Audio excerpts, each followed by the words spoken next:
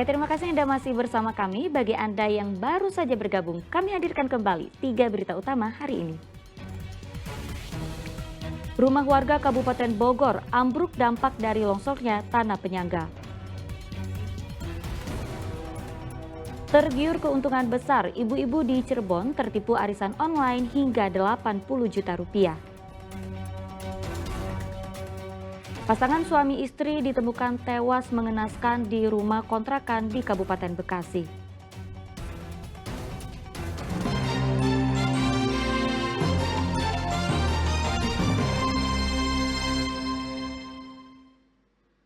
Ya, hujan deras yang mengguyur Kabupaten Bogor Selasa kemarin menyebabkan puluhan rumah terendam banjir. Selain itu, satu rumah warga juga ambruk karena tanah menyangganya longsor.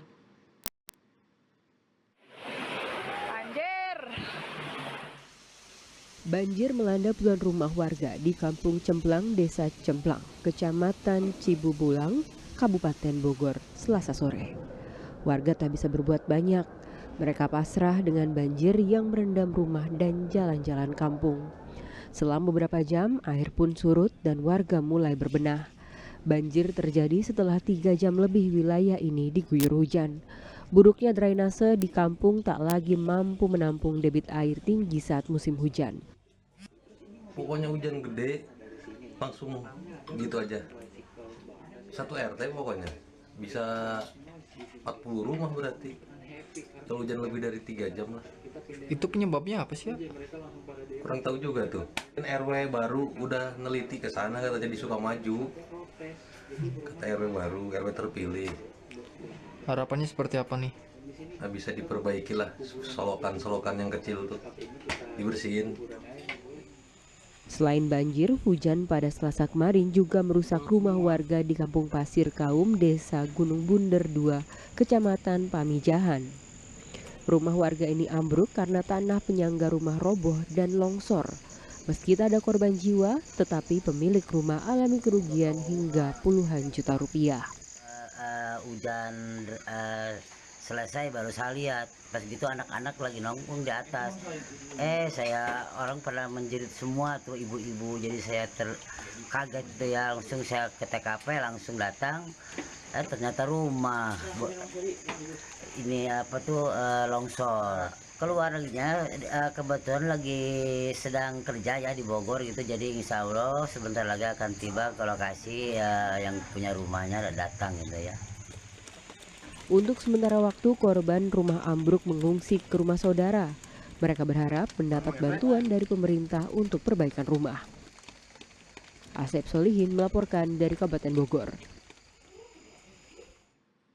Pasangan suami istri di Kabupaten Bekasi ditemukan tewas mengenaskan di rumah kontrakan mereka.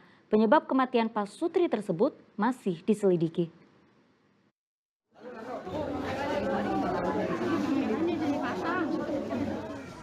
Warga Kampung Jati, Desa Pasir Gombong, Kabupaten Bekasi, Jawa Barat geger dengan temuan mayat pasangan suami istri di dalam rumah kontrakan mereka Selasa siang. Sang istri bernama Deli Supriyatini dan suaminya Yatna Maulana. Setelah mendapat laporan warga, polisi langsung menggelar olah TKP. Saat diperiksa, kedua jenazah didapati sudah membusuk di ruangan terpisah. Jasad istri berada di ruang tengah dalam terbungkus selimut, sedangkan suaminya di dalam kamar mandi. Diperkirakan Pak Sutri itu telah meninggal dunia lebih dari 1 hari. Temuan ini berawal saat teman suami datang ke rumah kontrakan untuk mencari keberadaan Yatna yang tidak masuk kerja. Ia curiga setelah mencium aroma tak sedap dari dalam rumah yang terkunci. Dibantu warga, pemilik rumah kontrakan lalu membuka rumah menggunakan kunci cadangan. Mereka begitu kaget mendapati Pak Sutri itu sudah tanpa nyawa. Saya mau bareng-bareng sama yang kontrak. Ya saya telah lihat ya itulah kejadiannya, ada mayat, bau. Ya udah saya langsung lapor Pak RT. Berarti terkunci dari dalam, Pak? Iya, emang terkunci. Saya kan punya kunci cadangan sekarang. Dari pemeriksaan awal polisi, sang suami sempat berkomunikasi dengan istrinya melalui pesan di ponsel. Sang istri meminta sejumlah uang pada suaminya. Pak Sutri itu juga diketahui kerap bertengkar. Polisi masih menyelidiki penyebab kematian Pak Sutri tersebut. Kita membaca, menganalisa sekilas tentang bunyi chat antara istri ke suaminya. Memang istrinya mendesak ke suaminya untuk meminta uang. Apakah itu penyebab terjadinya penganiayaan sehingga meninggal dunia kita masih dalami. Guna penyelidikan lebih lanjut, jenazah Pak Sutri tersebut dibawa ke Rumah Sakit Polri Kramat Jati, Jakarta Timur. Rahmat Tubis melaporkan dari Bekasi, Jawa Barat. Ya, buntut tewasnya seorang anak di tempat wisata kolam renang Pamengpek, Garut masih dalam penyelidikan. Kali ini polisi memeriksa pihak pengelola kolam renang. Polisi menyebut peristiwa serupa pernah terjadi di lokasi wisata yang sama. Tewasnya seorang anak di tempat wisata kolam renang pada 23 Februari lalu karena tangannya tersangkut di lubang air. Ternyata mengungkap fakta lain. Polisi menerima laporan jika peristiwa serupa pernah terjadi hingga merenggut nyawa wisatawan. Tercatat kejadian serupa pernah terjadi hingga 2 atau 3 kali. Untuk mendalami temuan itu, polisi memeriksa pihak pengelola tempat wisata kolam renang. Pihaknya juga mengecek izin operasional dan alat keselamatan yang tersedia di area wisata itu. Belum menyimpulkan, kita masih mengumpulkan data-data, kita mengumpulkan segala macam perizinan dan lain-lain dari pengelola tersebut. Ya, nanti perkembangan lebih lanjut kita sampaikan, karena belum masih terlalu dini. Kita masih melakukan pendalaman dalam penyelidikan masalah tersebut.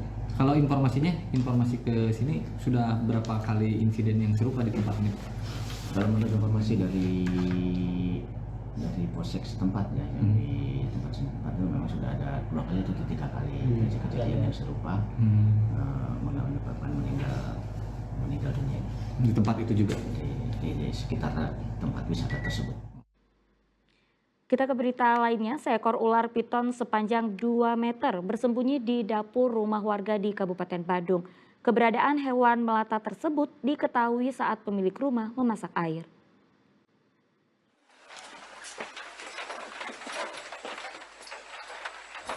Petugas damkar menyisir sudut dapur rumah warga di Desa Bojongkoneng, Kecamatan Soreang, Bandung. Benar saja, seekor ular piton ditemukan bersembunyi di balik tumpukan barang. Meski ular tak berbisa, namun petugas tetap berhati-hati saat menangkap.